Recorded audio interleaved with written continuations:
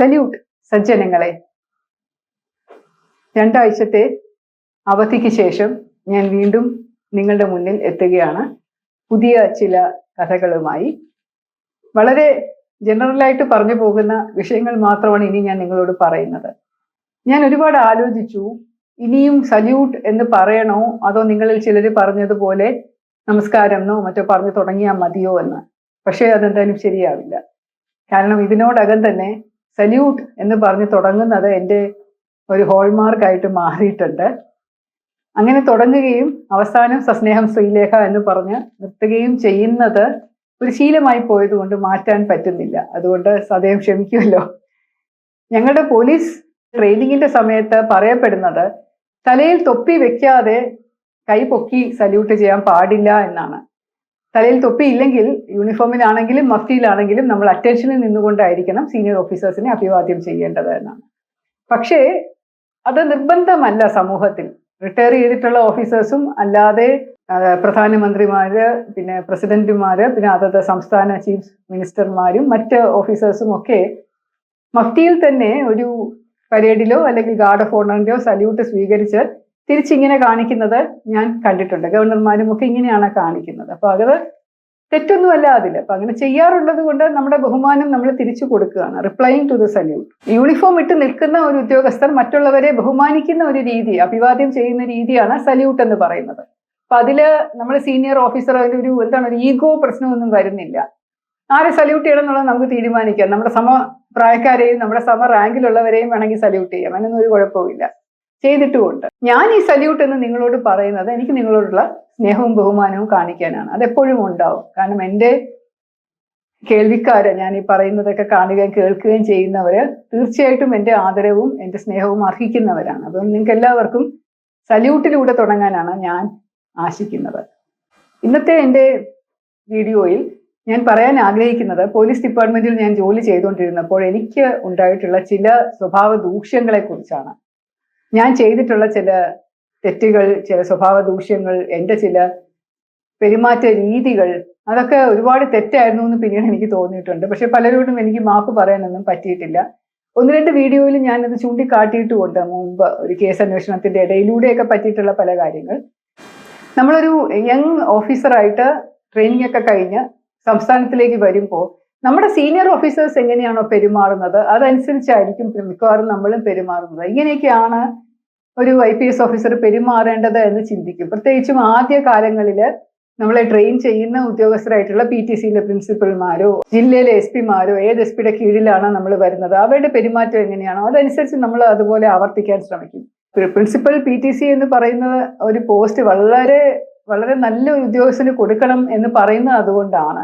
ആ ഉദ്യോഗസ്ഥൻ എങ്ങനെയാണോ അതനുസരിച്ചായിരിക്കും തീർച്ചയായിട്ടും അയാളുടെ കീഴിലുള്ള ഉദ്യോഗസ്ഥര്, അതാണ് റോൾ മോഡൽ എന്നുള്ള രീതിയിൽ അവരുടെ പെരുമാറ്റ രീതി അങ്ങനെയായിരിക്കും രൂപാന്തരപ്പെട്ട് വരിക. ഭാഗ്യവശാൽ എനിക്ക് നല്ല SP മാരെയും പ്രിൻസിപ്പൽ PTCമാരെയുമാണ് കിട്ടിയിരുന്നത്. അതുകൊണ്ട് വലിയ കുഴപ്പം പറ്റിയില്ല. പക്ഷെ ഞാൻ കണ്ട് വളർന്നതും പഠിച്ചതും ഒക്കെ ഒരു വിധേയത്വം ഉന്നത ഉദ്യോഗസ്ഥരോട് കാണിക്കുമ്പോൾ, അതായത് രാഷ്ട്രീയ നേതാക്കന്മാരോടും ഉന്നത ഉദ്യോഗസ്ഥരോടും അതിൽ കവിഞ്ഞ ഒരു വിധേയത്വം കാണിക്കുമ്പോൾ താഴോട്ടുള്ള ഉദ്യോഗസ്ഥരെ വളരെ മോശമായിട്ടുള്ള രീതിയിലും ഭാഷയിലും പെരുമാറുന്ന ഒരു രീതി കേരള പോലീസിൽ ഞാൻ കണ്ടിട്ടുണ്ട്. അപ്പൊ അത് ശരിയാണോ എന്ന് ഞാൻ പലപ്പോഴും ചിന്തിച്ചിട്ടുണ്ട്. പക്ഷെ അങ്ങനെയാണ് സീനിയർ ഓഫീസേഴ്സ് ചെയ്യുന്നത്. അത് ഏതെങ്കിലും പോലീസ് സ്റ്റേഷൻ വിസിറ്റിന് പോയാലോ അല്ലെങ്കിൽ താഴോട്ടുള്ള ഓഫീസേഴ്സ് വിസിറ്റിന് പോയാലോ അവിടെയുള്ള കുറെ പേരെയെങ്കിലും തെറി വിളിച്ചിരിക്കണം എന്നൊരു ചട്ടമുള്ളത് പോലെയാണ്. അത് പിന്തുടർന്ന് പോയാൽ ഞാനും ആദ്യകാലങ്ങളിലൊക്കെ അത് ചെയ്തിട്ടുണ്ട്. പക്ഷെ പിന്നീട് എനിക്ക് മനസ്സിലായി ഇതൊന്നും വേണ്ട, ഇതിന്റെ ഒരാവശ്യവും ഇല്ല. അല്ലാതെ തന്നെ നമുക്ക് ജോലി വളരെ നല്ല രീതിയിൽ ചെയ്യാൻ സാധിക്കും. നമ്മുടെ സബോർഡിനേറ്റ് ഉദ്യോഗസ്ഥരോട്, താഴോട്ടുള്ള ഉദ്യോഗസ്ഥരോട് നമ്മൾ എങ്ങനെ പെരുമാറുന്നോ അതനുസരിച്ചിട്ടുള്ള ഒരു റിവാർഡ് നമുക്ക് കിട്ടുകയും ചെയ്യും. അവരുടെ സപ്പോർട്ടും നമുക്ക് കിട്ടും. ചില ഓഫീസേഴ്സ് പറയും അതങ്ങനെ ഒരുപാട് സ്വാതന്ത്ര്യം കൊടുക്കരുത് അവർക്ക്. അവർ പോയി എല്ലാ വേണ്ടാത്ത അഴിമതികളും കാണിക്കും, കൈക്കൂലി വാങ്ങിക്കും. അതിന്റെയൊക്കെ കുറ്റം നമ്മുടെ തലയിൽ വരും. കാരണം വൈക്കേറിയസ് റെസ്പോൺസിബിലിറ്റി എന്ന് പറയുന്നത് ഉണ്ടല്ലോ. അപ്പൊ അങ്ങനെ ഒരുപാട് സ്വാതന്ത്ര്യവും അമിതമായിട്ട് അവരെ സ്നേഹിക്കുകയും ചെയ്യരുത് എന്ന് ചില ഉദ്യോഗസ്ഥരെ സീനിയർ ഓഫീസേഴ്സ് എന്നോട് തന്നെ പറഞ്ഞിട്ടുണ്ട്. ചില സമയത്തൊക്കെ അത് ശരിയായിട്ട് വരാറുമുണ്ട്. നമ്മൾ അറിയാത്ത കാര്യത്തിൽ നമ്മുടെ പേരും പറഞ്ഞ് ചില ഉദ്യോഗസ്ഥർ പോയി വല്ല കുരുത്തക്കേട് കാണിച്ചിട്ട് അതിന്റെ പേരിൽ പൈസയൊക്കെ വാങ്ങിച്ച് പിന്നെ അവസാനം അവരെ സസ്പെൻഡ് ചെയ്യേണ്ട പ്രശ്നമൊക്കെ വന്നിട്ടുണ്ട്. പിന്നെ മാഡം പറഞ്ഞിട്ടാണ് ഇത് ചെയ്യുന്നത് എന്ന് പറഞ്ഞ് വെറുതെ ഞാൻ പറഞ്ഞിട്ടായിരിക്കില്ല, എന്നാലും ചില SP ആയിട്ട് ഇരുന്നിട്ടുള്ള സ്ഥലങ്ങളിൽ ചില ഓഫീസേഴ്സ് പോയിട്ട് മാഡം പറഞ്ഞിട്ടാണ് വന്നിരിക്കുന്നത് എന്ന് പറഞ്ഞ് എന്റെ പേരും പറഞ്ഞ് പലതും ചെയ്തിട്ടുണ്ട്, കാശ് പിരിച്ചിട്ടുണ്ട്, സാധനങ്ങൾ വാങ്ങിയിട്ടുണ്ട്. അപ്പൊ അങ്ങനെയൊക്കെ ചെയ്യുമ്പോൾ നമുക്ക് തോന്നും ചേട്ടാ ഒരുപാട് സ്വാതന്ത്ര്യം കൊടുക്കുന്നത് ആപത്താണോ എന്ന് തോന്നും. പക്ഷെ എന്നാലും ഒരു ക്യാരറ്റ് ആൻഡ് സ്റ്റിക്ക് പോളിസി എന്ന് പറയുന്ന രീതിയിൽ മയപ്പെട്ടു വന്നു. പിന്നീട് എന്റെ ചെറുപ്പകാലത്ത് ഒരുപാട് ഭയം പഠിപ്പിച്ചിരുന്നു എന്നെ അമ്മ. പ്രത്യേകിച്ച് ഞങ്ങളെല്ലാവരും വളരെ ഭയത്തിൽ ജീവിക്കാനാണ് പഠിപ്പിച്ചിരുന്നത്. അതായത് കള്ളുകൂടിയന്മാരെ പേടിക്കണം, റോഡിലോട്ട് ഇറങ്ങുമ്പോൾ വേറെ കള്ളന്മാരെ പേടിക്കണം, വീട്ടിനകത്ത് ഇരിക്കുമ്പോൾ ആരെങ്കിലും കയറി വരുന്നത് പേടിക്കണം, മുതിർന്നവർ വന്നു കഴിഞ്ഞാൽ അവരുടെ മുമ്പിൽ സംസാരിക്കുന്നത് പേടിക്കണം, ഇരുട്ട് പേടിക്കണം, വെള്ളം പേടിക്കണം, കടലിന്റെ അടുത്തോട്ട് പോകാൻ പാടില്ല, ബസ്സിൽ കയറി യാത്ര ചെയ്യുമ്പോൾ മറ്റുള്ളവരെ തൊടുന്നത് അത് പേടിക്കണം. അങ്ങനെ എല്ലാം പേടിക്കണം എന്ന് പറഞ്ഞാണ് വളർത്തിയിരിക്കുന്നത്. അപ്പൊ ആ ഒരു പേടി എന്ന് പറയുന്ന കുട്ടിക്കാലം മുതൽ ഇപ്പൊ ഈ കഥകൾ പറയുമ്പോഴും അല്ലെങ്കിൽ പണിഷ്മെന്റ് എന്ന് പറയുന്നത് വളരെ ഭീകരമായിട്ടുള്ള കഥകളൊക്കെ പറയുമല്ലോ കുട്ടിക്കാലത്ത്. ഈ പുരാണ ഇതിഹാസ കഥകളൊക്കെ തന്നെ ആയിരിക്കും. ഇങ്ങനെ തെറ്റ് ചെയ്താൽ ഭയങ്കരമായിട്ട് പുഴുത്ത് നാറിച്ചാവും, ഒരുപാട് അങ്ങനെയൊക്കെയുള്ള കഥകളൊക്കെ പറയും. പിന്നെ ഒരുപാട് പേടിപ്പിച്ചാണ് വളർത്തിയിട്ടുള്ളത്. എന്റെ കുട്ടിക്കാലത്ത് ഹനുമാൻ പണ്ടാരം എന്നൊരാൾ വീട്ടിൽ വരും. ഞങ്ങൾ എല്ലാ മാസത്തിലും ഒരിക്കലോ മറ്റോ വെച്ച് വീട്ടിൽ വരും. കാശിന് വേണ്ടിയിട്ടാണ് വരുന്നത്. പക്ഷെ ഒരു പാണ്ടക്കെട്ടും വെച്ചൊരു പാവ ഒരു മനുഷ്യനാണ്. പ്രായമായ മനുഷ്യൻ തൂങ്ങി ഇങ്ങനെ കൊച്ചായിട്ട് വരും. പക്ഷെ വന്ന് കഴിഞ്ഞ അയാൾ അമ്മ ഒരു 10 രൂപ മറ്റോ കൊടുത്തു കഴിഞ്ഞാൽ അയാൾ ഒരു പാണ്ടത്തിൽ നിന്ന് ഒരു സാധനം എടുത്ത് മുഖത്തോട്ട് വെക്കും, ഒരു മാസ്ക് പോലെ ഒരു സാധനം. ഭയങ്കര പേടി അത് കണ്ടു. അത് വെച്ചിട്ടുണ്ടെങ്കിൽ ഊന്ന് പറഞ്ഞ അയാൾ കിടന്ന് ആക്റ്റീവായിട്ട് നമ്മുടെ അടുത്തോട്ട് വരും.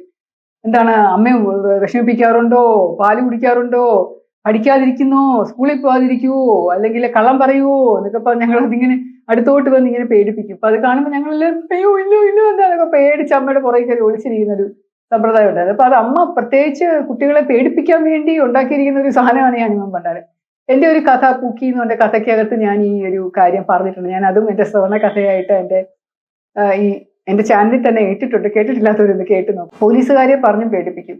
എന്തെങ്കിലും പറയുമ്പോൾ പോലീസ് വന്ന് പിടിച്ചുകൊണ്ട് പോകും, അല്ലെങ്കിൽ അവിടെ ഇത് ചെയ്യും. പോലീസുകാർ അങ്ങനെയാണ്. അപ്പൊ കാക്കി ഒരു പേടിയായിട്ടാണ് നമ്മൾ കരുതിയിരുന്നത്. പക്ഷെ എങ്ങനെയോ ഞാനത് വന്നതിന് ശേഷം എനിക്ക് പോലീസിനോടുള്ള പേടിയൊക്കെ മാറിയെങ്കിലും ഈ വിധേയത്വം എന്ന് പറയുന്നത് കുറച്ച് കൂടുതലായിട്ട് ഉണ്ടായിട്ടുണ്ട്. അപ്പൊ അതിന്റെ ഏറ്റവും വലിയ പ്രശ്നമായിരുന്നു പോലീസിൽ ആദ്യമായിട്ട് വരുമ്പോൾ. ഞാനും ഒരുപാട് വിധേയത്വം കാണിച്ചിട്ടുണ്ട്. എന്റെ സീനിയർ ഓഫീസേഴ്സ് ഒക്കെ തെറ്റായിട്ടുള്ള പലതും പറയുമ്പോഴും ഒക്കെ മനസ്സിന്റെ അകത്ത് ഒരുപാട് വിഷമം ഉണ്ടായപ്പോലും ഞാൻ ശരി.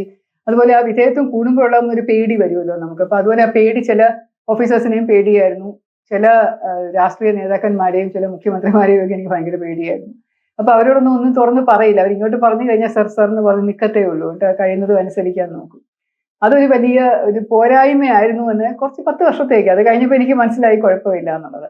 പിന്നെ ഒരു 10 വർഷം എന്ന് പറയുന്നത് ഒരു നിർണായക സമയമാണ് പോലീസിലെ എന്നെ സംബന്ധിച്ചിടത്തോളം. കാരണം എനിക്ക് ഒരുപാട് വിവേചനം നേരിടേണ്ടി വന്നിട്ടുണ്ട് ഒരു വനിത എന്നുള്ള നിലയിൽ. വനിത അല്ലായിരുന്നെങ്കിൽ എനിക്കിത് സഹിക്കേണ്ടി വരുമായിരുന്നു എന്ന് തോന്നുന്ന ഒരുപാട് കാര്യങ്ങൾ ഞാൻ നേരിടേണ്ടി വന്നിട്ടുണ്ട്. പലപ്പോഴും ഇത് ശ്രീലയെ കൊണ്ട് ഇത് പറ്റൂല, അത് അവർ ചെയ്തോട്ടെ, അല്ലെങ്കിൽ ശ്രീലയല്ലേ ഇത് അവിടെ നിൽക്കത്തൊന്നുമില്ല, ഡ്യൂട്ടി കിട്ടി കഴിഞ്ഞാൽ ചിലപ്പോൾ വീട്ടിലോട്ടൊക്കെ പോകും. അങ്ങനെയുള്ള ഒരു വളരെ ലാഘവത്തോടു കൂടി ഒരു പെണ്ണല്ലേ എന്നുള്ള രീതിയിലുള്ള സംസാരം. DGPമാര് തന്നെ പറഞ്ഞു എന്ന് പറയുന്നുണ്ട്, ഇവളെ ഡിപ്പാർട്ട്മെന്റ് നശിപ്പിക്കാൻ വന്നവളാണ് എന്നും. ഇവിടെ പോസ്റ്റ് ചെയ്യാൻ പറ്റത്തില്ല, അവിടെ കളക്ടർ വനിതയായതുകൊണ്ട് പെണ്ണിനെയും കൂടെ പോസ്റ്റ് ചെയ്ത് 2 പെണ്ണുങ്ങളും കൂടെ അടികൂടും. ആണുങ്ങൾ തമ്മിൽ അടികൂടാത്തടത്ത് പെണ്ണുങ്ങൾ എങ്ങനെയാണ് അടികൂടുന്നത്? അപ്പൊ അതുപോലെയുള്ള ഒരുപാട് വിവേചനം. ഇവിടെ പോലീസുകാരെ KAP-യിലൊന്നും പോസ്റ്റ് ചെയ്യൂല, ബറ്റാലിയനിൽ കമാൻഡന്റ് ആയിട്ട് പോസ്റ്റ് ചെയ്യില്ല. കാരണം അവിടെ മുഴുവൻ പുരുഷന്മാരാണ്. അപ്പൊ പെണ്ണിന് പോയിരുന്നാൽ എന്താ കാര്യം? അതുകൊണ്ട് പെണ്ണുങ്ങൾ അവിടെ പോസ്റ്റ് ചെയ്യേണ്ടെന്ന് പറഞ്ഞു. അങ്ങനെയുള്ള ആദ്യമായിട്ട് പോകുന്നതിന്റെ എല്ലാവർക്കും കൺഫ്യൂഷൻ ആയിരുന്നു. അപ്പൊ അവരിങ്ങനെ പറയുമ്പോൾ അവർക്കത് സ്ത്രീ വിവേചനമാണെന്നോ അത് ഡിസ്ക്രിമിനേഷൻ ആണെന്നോ അവരുടെ പാട്രിയാർക്കൽ മെന്റാലിറ്റിയാണ് എല്ലാവർക്കും പൊതുവേ ഉള്ളത്. അപ്പൊ അത് വെച്ചുകൊണ്ട് അവർ പറയുമ്പോൾ അവർക്കത് എനിക്ക് നോവും എന്നൊന്നും ഉള്ളത് അവർ അറിയില്ലല്ലോ. അവർക്ക് ചിന്ത മനസ്സിൽ കൂടെ പോവുകയില്ല. അവളല്ലേ, അവള് വീട്ടിൽ നിൽക്കട്ടെ എന്ന് വിചാരിക്കും. കല്യാണം കഴിച്ച് കഴിഞ്ഞ ഉടനെ തന്നെ ഇനി ഗർഭിണിയായിട്ട് കുട്ടികൾ ഉണ്ടായിക്കോട്ടെ എന്ന് പറഞ്ഞുകൊണ്ട് സബ് ഡിവിഷനിൽ നിന്ന് മാറ്റി വേറൊരു സ്ഥലത്ത് പോസ്റ്റ് ചെയ്തു. അതുപോലെയൊക്കെയുള്ള ഒരുപാട് വിവേചനം.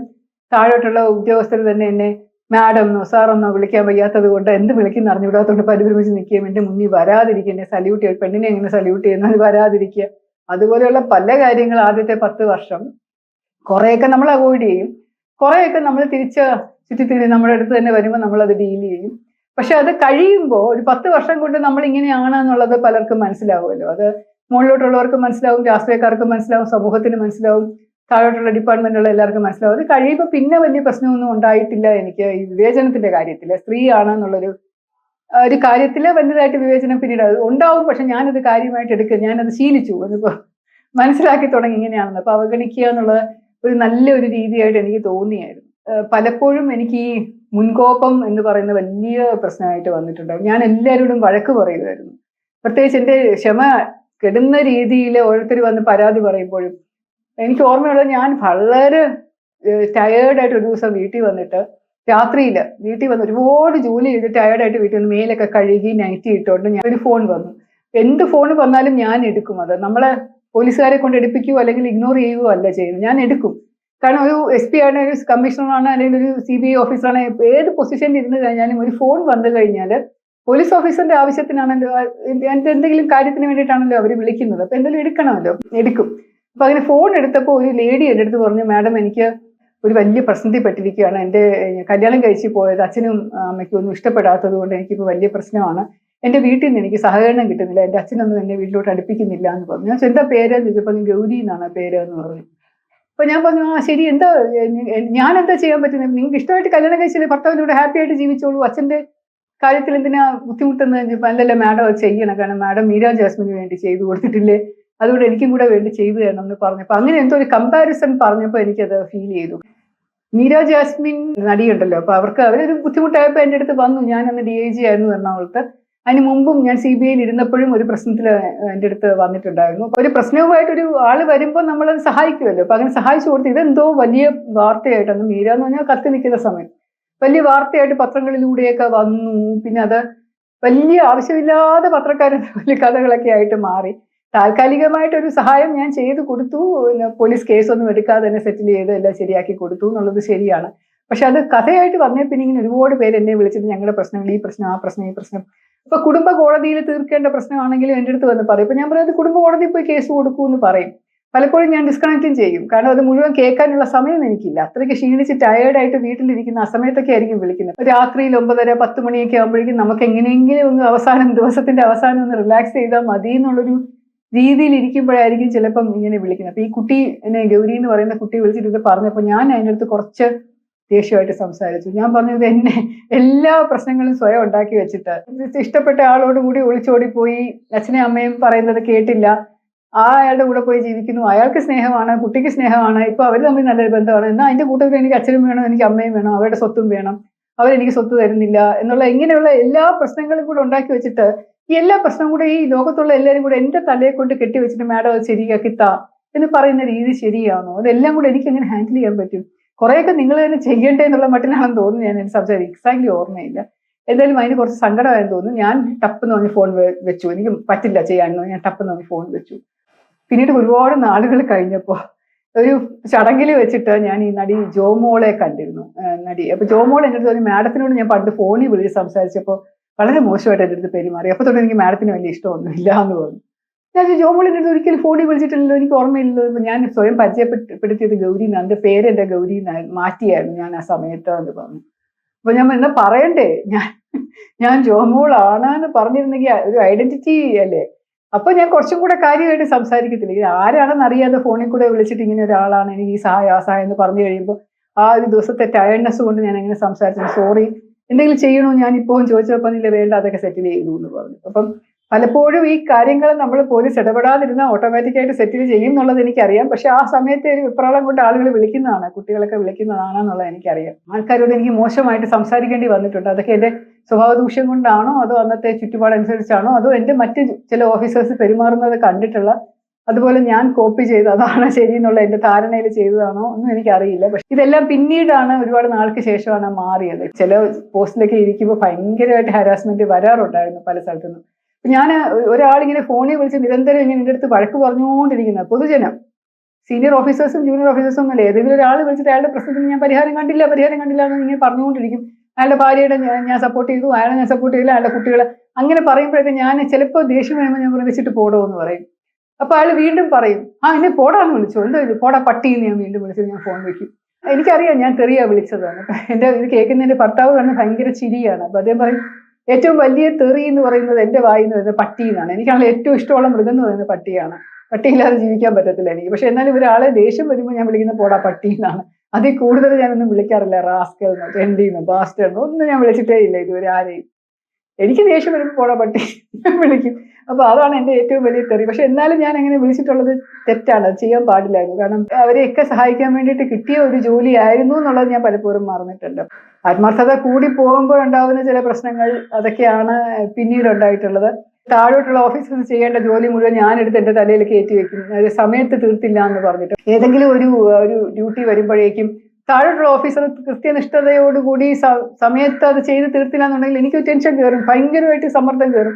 ഞാനതെല്ലാം കൂടെ എടുത്ത് ഞാൻ എന്റെ തലയിൽ കയറ്റി വെച്ച് ഞാൻ ആ ഭാരവും കൂടെ ചുമക്കും, അങ്ങനെ അത് തീർക്കും.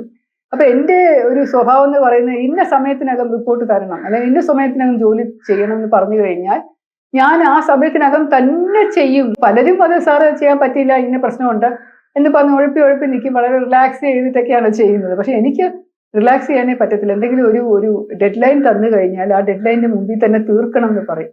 ചിലപ്പോൾ ചില VIP വിസിറ്റ് വരുമ്പോഴോ അല്ലെങ്കിൽ എന്തെങ്കിലും വലിയ ഫെസ്റ്റിവൽ വരുമ്പോഴോ ഒക്കെ DGP വിളിച്ചിട്ട് പറയും പ്രിവെന്റീവ് അറസ്റ്റ് നടത്താൻ പറയും. അപ്പൊ നമ്മൾ ഓഫീസേഴ്സിനോട് ഇൻസ്ട്രക്ഷൻ കൊടുക്കും, നിങ്ങൾ പരമാവധി പ്രിവെന്റീവ് അറസ്റ്റ് നടത്തണം എന്ന് പറയും. പിറ്റേ ദിവസം രാവിലെ ജോലി ചെയ്യുന്നതിടെ കൂടെ DGP പെട്ടെന്ന് വിളിച്ച് പ്രിവെന്റീവ് അറസ്റ്റ് നടത്തിയും ചോദിക്കുന്നു. നമ്മൾ കണക്കെടുത്തിട്ടില്ല, അപ്പൊ നമ്മൾ കണക്കെടുത്തില്ല അറിയില്ല എന്ന് പറയുമ്പോൾ DGP കുറെ വഴക്ക് പറയും. കണക്കെടുത്ത് ഇങ്ങനെയാണ് ഉത്തരം പറയുന്നത്, നിങ്ങൾക്ക് റെസ്പോൺസിബിലിറ്റി ഇല്ലേ, you have to know how many arrest you have made എന്നൊക്കെ പറഞ്ഞ് വഴക്ക് പറഞ്ഞിട്ട് വെക്കും. പിന്നെ നോക്കുമ്പോൾ കുറച്ച് അറസ്റ്റ് ഒക്കെ നടത്തിയിട്ടുണ്ടാവും, പക്ഷെ പലരും അത് കണക്കില്ലാതെ തന്നെ പറയുന്നത് ഞാൻ കേട്ടിട്ടുണ്ട്. എത്ര അറസ്റ്റ് നടത്തി സാർ? 213 അറസ്റ്റ് ചെയ്തു, അത് തീർത്തിട്ടില്ല, ഇനിയും ചെയ്തുകൊണ്ടിരിക്കുകയാണ്, നമ്മൾ ഇമ്മീഡിയറ്റ്ലി അറസ്റ്റ് ചെയ്ത് സാർ എല്ലാം ചെയ്തു. വരുമ്പോൾ കള്ളമായിരിക്കും പറയുന്നത്. 213 പോയിട്ട് 10 അറസ്റ്റ് പോലും ചെയ്തിട്ടുണ്ടാവില്ല. പക്ഷെ I have heard people saying this. ചില ഓഫീസേഴ്സ് DGP ഒക്കെ വിളിക്കുമ്പോൾ പറയും, വെറുതെ കള്ളം പറയും, എന്നിട്ട് പറയും ഫുൾ ഫിഗർ പിന്നീട് തരാമെന്ന് പറയും. അത് കഴിഞ്ഞിട്ട് പിന്നെ പിടിച്ച് കുറെ പേരെയൊക്കെ അകത്താക്കി അറസ്റ്റ് രേഖപ്പെടുത്തി എല്ലാം ചെയ്തിട്ട് പറയും ശരി ഇത്ര ആയി എന്ന് പറയും. അങ്ങനെയുള്ള ഓഫീസേഴ്സിനെ ഇങ്ങനെ കള്ളം പറഞ്ഞാലും അത്രയും ചെയ്തു എന്ന് പറയുന്ന ആൾക്കാരെ വലിയ സ്നേഹവുമാണ് സീനിയർ ഓഫീസേഴ്സിന്. അപ്പൊ സത്യസന്ധമായിട്ട് കാര്യങ്ങൾ പറയുന്ന എന്നോട് വളരെ ദേഷ്യത്തോടു കൂടി ചില ഓഫീസേഴ്സ് പെരുമാറിയിട്ടുണ്ട്. എനിക്ക് തോന്നുന്നു എല്ലാ DGPമാരും ഞാൻ സർവീസിൽ ഇരുന്ന സമയത്ത് DGPമാർക്കൊക്കെ എന്നോട് ഭയങ്കര ദേഷ്യമായിരുന്നു. കാരണം വളരെ ആത്മാർത്ഥതയുള്ള വളരെ സത്യസന്ധയായിട്ടുള്ള ഓഫീസറാണ്. അവളെ കൊണ്ട് ഇങ്ങനെ ചെയ്യാനൊന്നും പറ്റത്തില്ല, ഇങ്ങനെ എന്താണ് എനിക്ക് പറഞ്ഞ് ഫലിപ്പിക്കാൻ അറിയില്ല, ഇങ്ങനെ മണി അടിക്കാൻ അറിയില്ല, ബട്ടർ ചെയ്യാൻ അറിയില്ല, പോയി സാർ എന്ത് നല്ലതായിട്ട് ഓ സാർ എന്ത് നല്ല ഐഡിയ സാർ, ഫണ്ടാസ്റ്റിക് സാർ എന്നൊക്കെ പറഞ്ഞ് അങ്ങനെ പറയൂ. ഞാൻ ഇന്നലെ സാറിനെ സ്വപ്നം കണ്ടു ഒന്നും പറയാൻ എനിക്ക് പറ്റില്ല. ഞാൻ സത്യസന്ധമായിട്ട് എന്തെങ്കിലും കാര്യങ്ങളുണ്ടെങ്കിൽ തുറന്ന് ഫ്രാങ്ക് ആയിട്ട് പറയുന്നത് പലർക്കും ഇഷ്ടമില്ല. അവർക്ക് എല്ലാവർക്കും മണിയടി ഇഷ്ടമാണ്. അപ്പൊ അങ്ങനെ മണിയടിക്കുന്ന ഉദ്യോഗസ്ഥർക്ക് പല പല ഗുണങ്ങൾ കിട്ടുന്നത് ഞാൻ കണ്ടിട്ടുണ്ട്. പുറത്ത് നല്ല മഴ, അപ്പൊ ഞാൻ നിർത്തുകയാണ് തൽക്കാലം. ഒരുപാട് കാര്യങ്ങൾ ഇനിയും നിങ്ങളോട് പറയാനുണ്ട്. അതുമായിട്ട് ഞാൻ അടുത്ത ആഴ്ച നിങ്ങളെ വീണ്ടും കാണാം. സസ്നേഹം, ശ്രീലേഖ.